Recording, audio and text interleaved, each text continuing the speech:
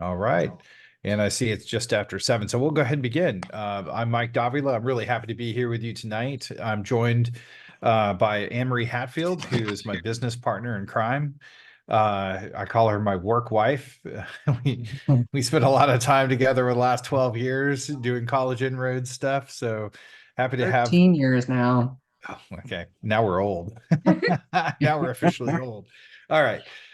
So tonight we'll be talking about college lists. This is one of my favorite subjects because there are a ridiculous number of colleges in the United States. There's like 2,700 of them to choose from. So part of our job is to help open the aperture sometimes for students and help them explore some other options, maybe some beyond that they had, never considered before, and that's always nice. So with that being said, here's a little bit of our agenda tonight. Oh, here we go. Yeah, here we're in the process. Who's involved in this process? What's everyone's roles? What are the responsibilities of the students, the parents, the educational consultant from College Inroads, all of that kind of good stuff? We want to talk through that. What's the end goal for the student? How many schools should we actually apply to? In between, I almost said in the fall of the senior year, but it's really kind of in between the junior and the senior year where students are starting the application process in the summertime. So, what's the goal? We'll be talking about that. What timing should we be looking at to make sure that all this gets done? What are the extra things that colleges that we should be looking for when we evaluate colleges? And, possibly for us parents, what has changed since you guys created your college list many moons ago? So all of that is really fair game. But one of the other things with these monthly webinars is we'll talk about college stuff, college list things. But if you have other questions about teacher recommendations or the announcement that UT just made last week or anything else, we'll certainly take those questions as well. All right. So um, what has changed in the last 30 years, really, parents, since we have approached college? Students are super portable. Back in the day, most students actually stayed pretty close to home, and that was pretty much the norm for many, many decades. And then students started to be interested in other areas of the country and becoming much more portable around the country. There are 6,500 majors out there, which blows my mind. So there's a lot of choices. Things like Arctic nursing and motorsports, those are actual majors. So um, sometimes these majors are not everywhere, though. And we have, like, for example, I just met with a student who really needs to be on the coast doing marine biology, marine sciences. So sometimes we have very short college lists based on requirements. Number three, the finance picture is very, very different than what it used to be back in the day. So we don't need to belabor that point because we all know that that is a true statement. But yes, affordability is a big factor for a lot of families. And we need to take that into account as we finalize our list of schools. Hyperselectivity, sensitivity, visibility, whatever you want to call it, at the top of the rankings. And, this is no new news. Since COVID struck, colleges went test optional, which is fantastic, obviously. But at the same time, what that really meant for the hyper visible selective schools is that they were collecting 30 to 40% more applications during the cycle. And wow, has it made the admissions ratios just go in the tank? The Ivy League, do you remember, Amory, about 5, 6 years ago, the Ivy League's acceptance rates were in the 12, 13% range. Now they're like 4, Three. 5, 3, those sorts of numbers, which is really, it doesn't compute in my brain, but that's really where the most selective schools have gone. The Common App, the Coalition app, also have helped explode this application the numbers of people being able to apply. Emery, what's the current count for Common App members? Do you know off the top of your head? Over 1,000. Yeah. I mean, in 4 or 5 years ago, that number was way lower. Yeah. So, In the schools, hundreds. yeah, in the hundreds, right? So, with all these extra schools and all this open architecture in terms of applications, we have this deluge of applications. Also, yeah, demographic shifts. There are 4 million students going to college now than there were 10 years ago. And in the next 2 years, it's even going to go further down. So the colleges on their side of the equation are really concerned about this. Not maybe not at the top of the rankings, but the mid and the lower echelon colleges, especially smaller private liberal arts colleges, they're tracking that. And yeah, there's definitely concern there. There are a lot of non-traditional paths now sprouting up going to college. There's a lot of different feeder programs to A&M, to UT, to other schools as well. So there's a lot of that non-standard thinking, which is great. There's definitely more sophisticated marketing from colleges. That has definitely changed. It used to be colleges who would just blast out view books and booklets and all sorts of stuff to students. We would throw away bucket loads of marketing materials, but they really have that down now. Most of it's electronic. And part of the thing Anne-Marie has always stressed to students in the application phase is to get a new targeted email just for college, because you're going to want to get all that stuff into one place that you could look at it and demonstrate some interest perhaps by clicking some of those links from colleges that you're really interested in. And even though there's more information definitely than there ever has been, could it be overload? And the answer is sometimes yes. I see this in terms of when I ask students when we do a college research meeting, hey, how have you gone about researching colleges?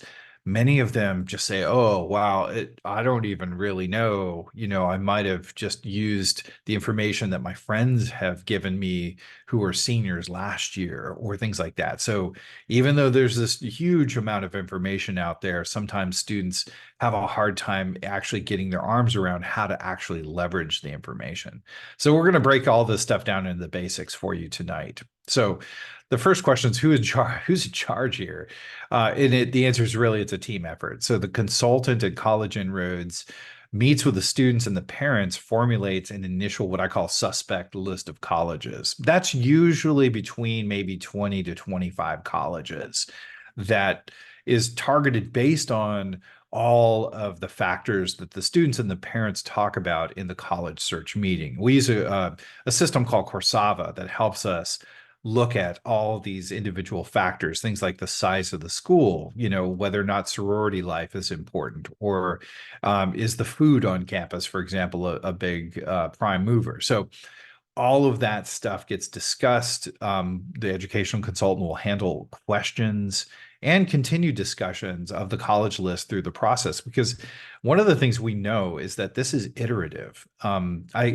I know that in the years that I've done this work, it's pretty common for students to come back and say, "Hey, listen, I was originally thinking marine biology. I'm actually thinking now it may be chemistry," or vice versa, or, those sorts of changes. Or, Mike, I started to look at colleges and the one that really fits me is X, this one. And it is the most intriguing school of all of them. All the rest of them are kind of distant second or thirds on my list.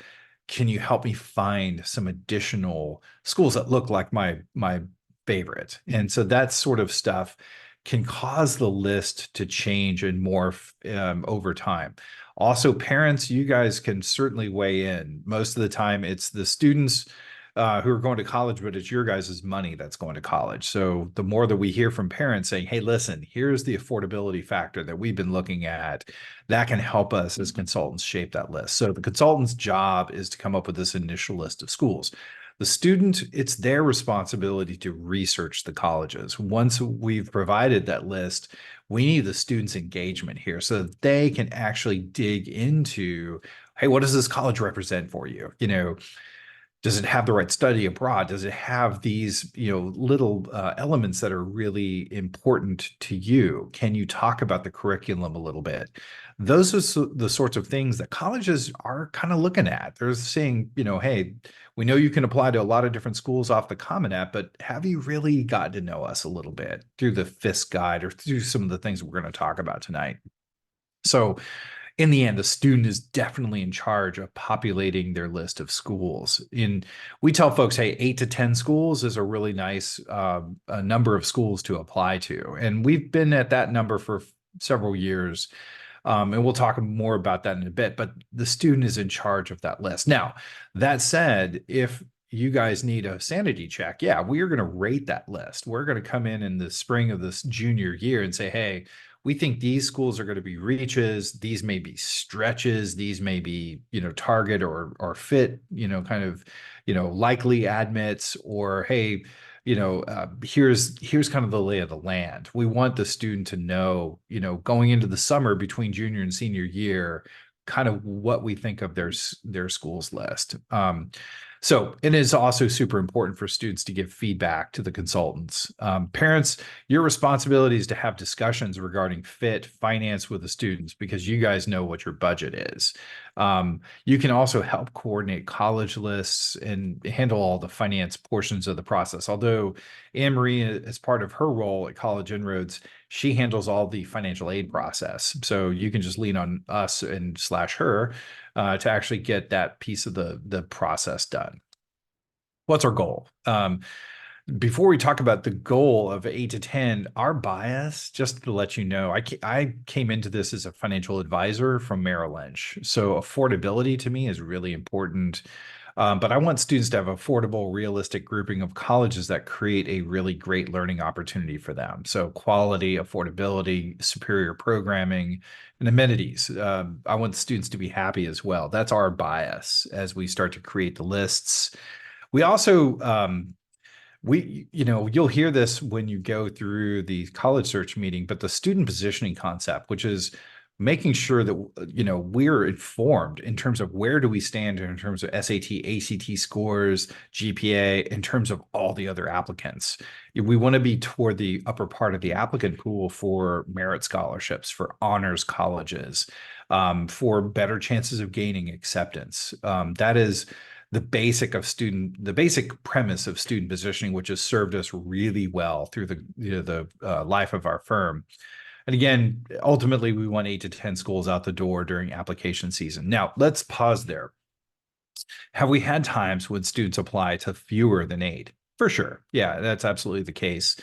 Would we be comfortable if the student said, hey, I'm only going to apply to 3 or 4? Probably not, unless there's a really great, reason for that, because we want folks to have choice come, financial aid time and, admission season time. We want to have a good grouping of lots of acceptances for the student to choose from. On the other end of the spectrum, are we going to bark if a student says, hey, we're going to have 12 or 13 applications? No, not at all. It's fine.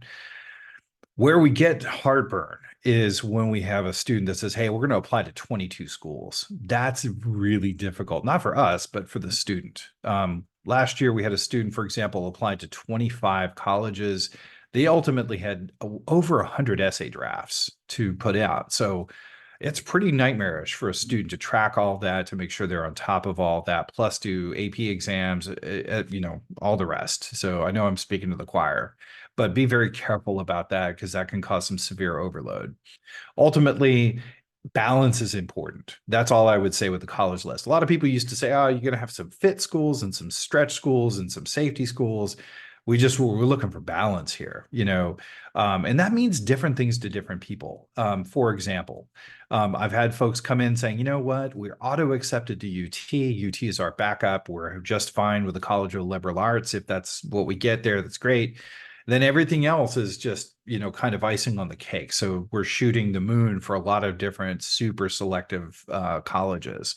I've had other people come in and say, hey, listen, this is our budget, X, Y, and Z for college. We need to really work within that and create balance there. Perfect. We can do those things. So that's really the rub when it comes to the goal. 8 to 10 schools out the door when it comes to application time and balance on that school's list. So what is balance? Traditionally 1 or 2 reach schools, a core of 6 or so what are called fit or target schools, and a couple safety/financial fit schools. I think that's kind of traditional. And again, we might see some variance on the numbers because of recruited athletes. That's another good reason to apply to a few more than 10 schools, just to make sure we get athletic recruitment happening. Or people who are in musical theater, for example, highly, highly competitive area where our talent is going to drive our admission based on an audition. So, yeah, we want to make sure that we've got a few extra arrows in the quiver, so to speak. High flyers applying to Ivy League schools. So, and again, it's going to be customized to each student. So I always like to talk about this. Many of you have seen this slide before, perhaps if you came to one of our webinars, but these are the top 12 things that colleges are looking at in students in order. So the rigor and curriculum, the GPA and the core courses, the SAT and ACT, active involvement, targeted involvement in a couple of activities, well-written essays. Those top five, I can't emphasize enough. And looking at ourselves in the college list and saying, hey, does my GPA really match up with the GPA of the schools on my list? You can see that within College Inroads information system. Is my SAT and ACT consistent with my GPA, and how does it rack and stack against a student who is already there at Case Western or wherever? What about UT? You guys probably saw the announcement that came out. There are 73,000 applications, I should say, about 9,000 freshman slots. About 13,700 students are auto-admitted to UT. About half of those are expected to actually show up on campus. So, even though the students were accepted, half of them probably are not going to go to UT. They'll go somewhere else. So that leaves, less than 3,000 seats open for non-top 6%ers and out-of-state people, athletes, stuff like that. So we're looking at a 12% acceptance rate if we're outside of the top 6%. So that becomes really, really difficult, if we're not auto-accepted into UT. And of course, being auto-accepted doesn't mean that we're auto-accepted into our major at UT. So it's important to realize that as well. So about researching schools, let's look at the portal really quickly, and I'll share, bring up a different screen here. Let me stop the PowerPoint. Give me 1 second here. Okay.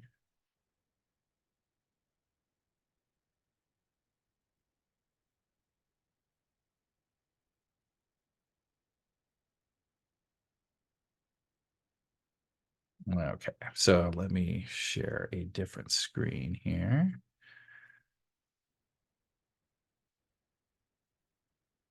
Okay, so here we're looking at Mike, Joe. you might want to stop. There you go. Yeah, There thanks. it is. Yeah, so here's Joe. He's just an example student. We can go into the college list, for example, for Joe, and then look at different schools.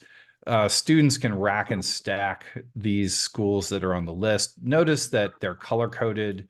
That color code corresponds down here to this little schema, likely, maybe, stretch, and reach. As students put new schools on the list, this actually rating happens by a human, not by artificial intelligence. So just know that. But for example, you could go into Duke and take a look at, okay, 5% admit rate. That's, not Ivy, but pretty much an Ivy League school. And then we could look and see, based on our SAT scores or ACT scores, how do we rack and stack against Duke? And then also there's tons of other things like the FISC guide, which is, a really great 50,000-foot view of what this institution is. There are external links to research here for like school or websites like Niche or Campus Tours or Campus Reel. These are all excellent things to be looking at. Yeah, so there's lots of different things to actually kind of start the research, but most of the research that most students need to do is right here in this little center icon, the college website. And that's one of the things after we get done with the college search meeting, the next thing we do with a student is to teach them how to get through a college website, because some of them are pretty nutty. So that's the one thing I wanted to show. If you haven't been here to your students portal, There's a wealth of information at your fingertips for every school that's on the list. And what you can also do, if there's a school or two that was not recommended that your student is interested in, it is definitely possible just to click this button here and add any school that you might like. So Colorado Christian or whatever, you could put that individual school on your list if you like. So I just And want to that make sure. that link to search for college is at the very top of every page on your student's portal. So pretty easy Mhm. to be able to do some additional research or searching. Exactly, exactly. So, key items to research the programming. Absolutely, hitting the department level web page is super important. I talk to students all the time when they're like, "Hey, have you looked at the comp sci page for, Carnegie Mellon?" And they're like, "Nope, I haven't looked at it yet." So it's important to go there. Taking a look at graduation rates. I kind of briefly showed you the FIS guide, but that's outstanding. The virtual tours, the ACT, SAT ranges, all of the external links. And again, going back to the college's website's great. Um, Beyond the numbers, notice that things like the transcript, those are going to play heavily in the admissions decision. That is the number one thing. So a lot of colleges will do trend analysis on our transcript. They will a lot of times disaggregate our transcript, look at just the core GPA for core courses. Sometimes colleges even compare us versus students that matriculated from our high school last year. So we're being compared against not only our peers in the applicant pool, but from people who were successful at their college as a freshman last year. So yeah, colleges do a lot of racking and stacking. The essays, which were kind of, if you're a junior starting to get into the process right now of brainstorming the core essays, those become really, really important, especially if we're going test optional. Short answer questions are very important. And then also demonstrating interest in the college, like visiting campus, connecting with the admissions rep to get questions answered, things like that. So honestly, SAT and ACT ranges, when you look at selective college admissions, those become like kind of tip of the iceberg things. Those are kind of entering arguments. Do we have a requisite SAT, ACT score that roughly matches up with what they are expecting in their freshman applicant pool? That everything else, like the resume, the short answers, those are a lot of the things that start to tip us into the admissions pile or the yes pile. So rankings, how do they play into the admissions game? Well, from our perspective, rankings are interesting data points, but they're not everything because all that, pretty much every ranking system is a self-reported ranking by the colleges themselves. So there's a lot of criticism of these within higher ed. However, higher ed can't get away from using them because it's tremendous marketing for them. So I don't put a ton of weight in the rankings because I don't know of anyone who could say, hey, what's the difference between the number 22 and the number 32 engineering college, for example, in the United States? It's hard to quantify that. Okay. Is it okay to change direction? Absolutely. Majors can change. The geography of the college search can change. Hey, we went on a visit last week to XYZ school. We loved it or we hated it. Now it's time to refocus the effort. All of these things are okay for you to communicate, to the educational consultant that you're working with. Hey, we need to have some more help with the list. That's just fine. The timing, when's the best time to begin the college search process? Well, freshman year is a bit early. It's fine to go to some college fairs and things like that. A lot of times I talk to students who are like siblings in our practice. They're the younger siblings. And they're like, yeah, my freshman year, I went to a couple of college searches with my older sibling. That's fine. Sophomore year, we're starting to get warmer. Second semester is usually when we start taking folks on.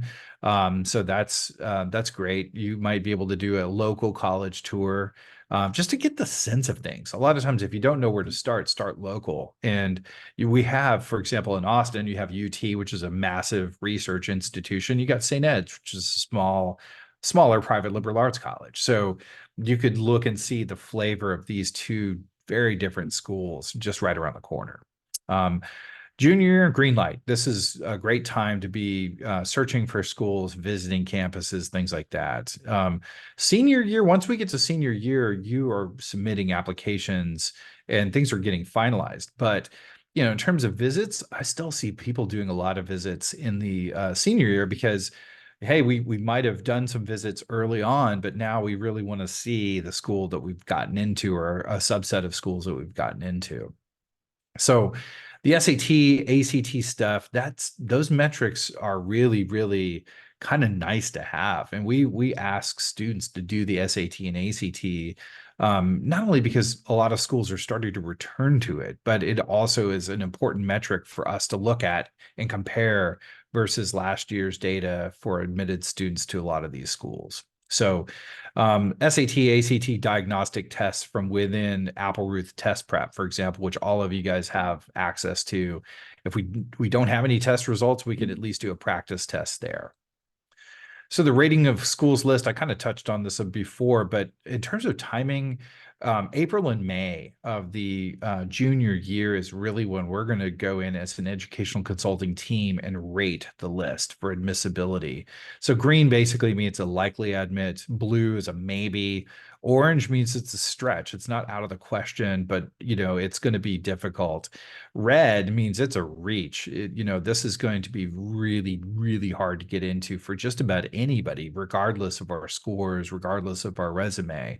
And what I tell my educational consultants just behind the scenes is if we're looking at like sub 15% acceptance rates, it's almost always going to be red, just about for anybody, just because that's the law of large numbers. And you can see it in some schools like UCLA, Cal Berkeley, where they're receiving over 100,000 applications for an applicant pool of like 9,000, 10,000. It's really tough.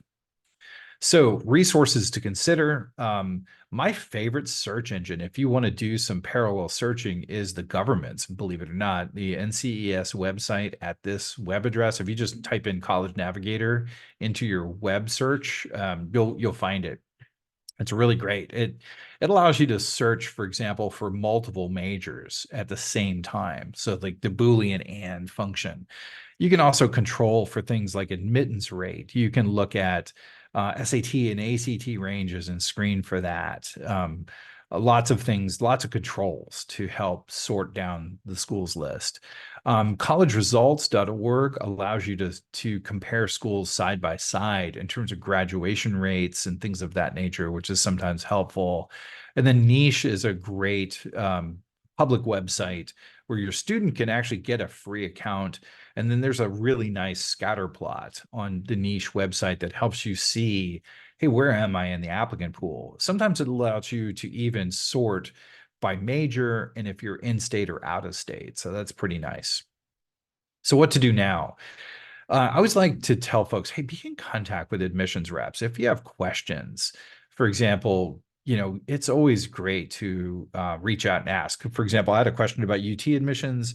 I reached out yesterday, I think it was. I got an answer this morning. Nice.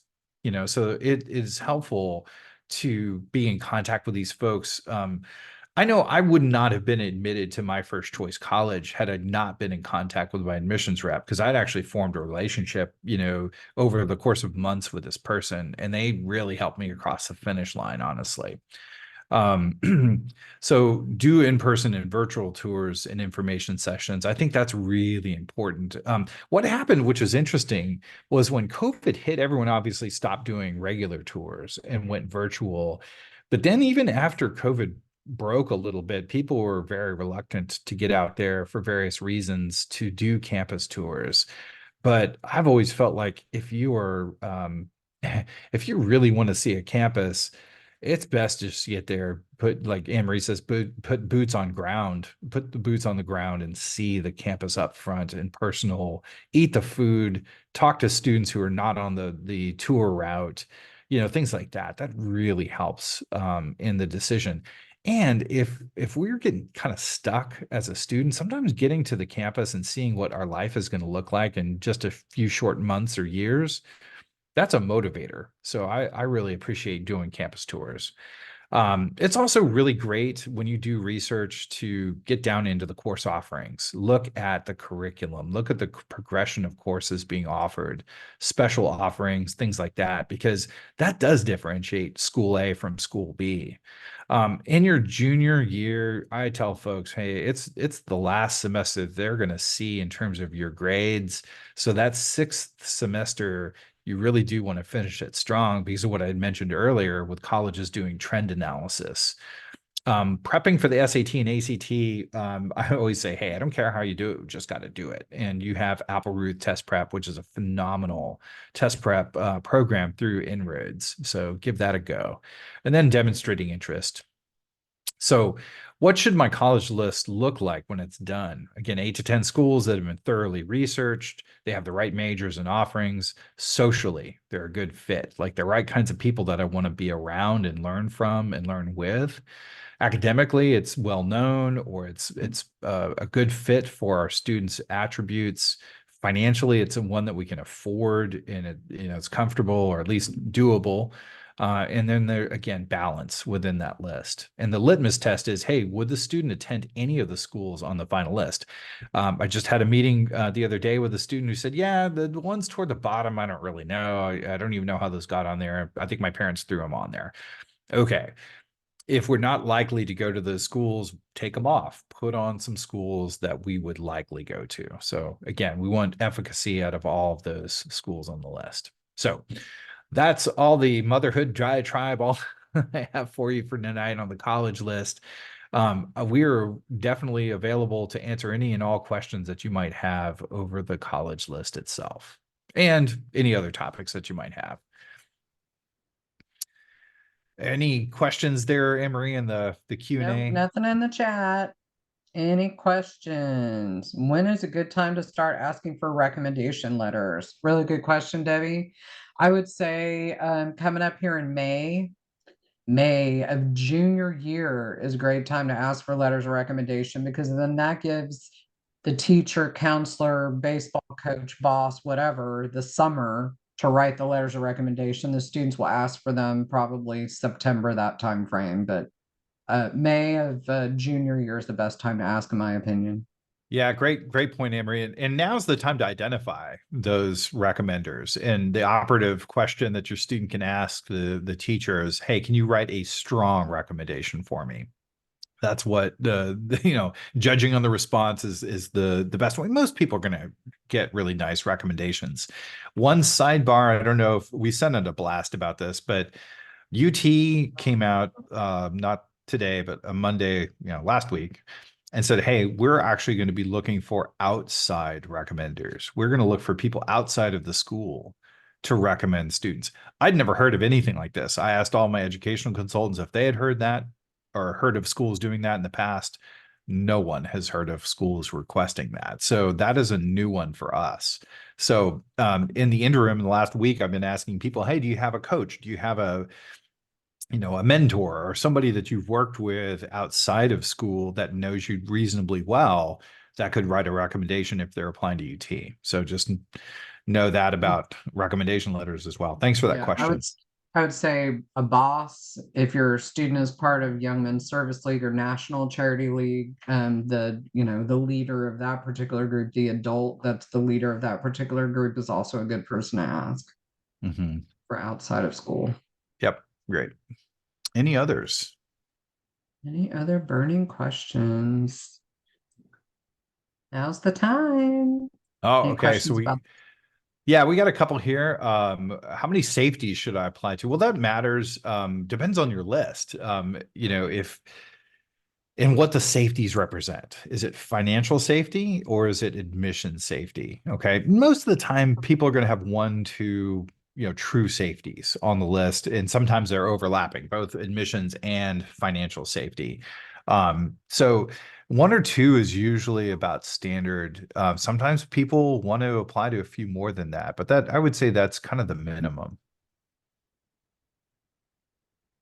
Other questions?